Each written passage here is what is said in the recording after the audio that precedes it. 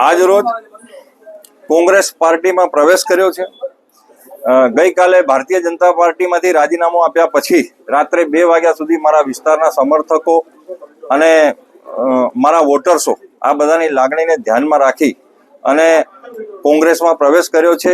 આવતી નગરપાલિકાની ચૂંટણીમાં કોંગ્રેસ પાર્ટીમાંથી ઉમેદવારી કરું છું અને દાહોદની તમામ જનતાને વિનંતી છે કે જે નેતૃત્વ તમે છેલ્લા 20-25 વર્ષથી જોવો છો એમાં 2-5 જણ શાસન ચલાવે છે, લોકોને ગેરમાર્ગે દોરવામાં આવે છે, જાત જાતની ધમકીઓ આપવામાં આવે છે।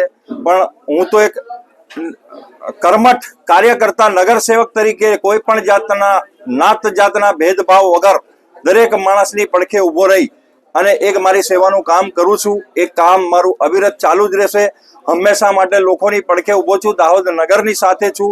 મારો જ્યાં જ્યાં મારી જરૂર પડે મારો નંબર પણ આખા દાહોદમાં લગભગ લોકો પાસે છે। હું પ્રજાની કોઈને પણ ગમે તે જરૂર પડે એની સાથે છું। નેતૃત્વ ચોક્કસ બદલાયું છે, મારી કાર્ય પદ્ધતિ નહીં બદલાય અને હંમેશા કાર્ય કરતો રહીશ। આભાર। ભારત માતા કી જય। અમારી સાથે નગરસેવકમાં ભૂતપૂર્વ 5 નગરસેવકો બીજેપી માંથી કોંગ્રેસમાં જોડાયા છે। પરંતુ આગામી જે નગરપાલિકાની બોડી છે એમાં કોંગ્રેસ પક્ષનું શું જોઈએ હવે પરિણામ શહેર દાહોદની જનતા નક્કી કરશે અને જે રીતનું પરિણામ આવશે એ અમને સ્વીકાર્ય હશે ને। લોકોના કામ કરવા, અમારું કામ લોકોના કામ કરવાનું છે।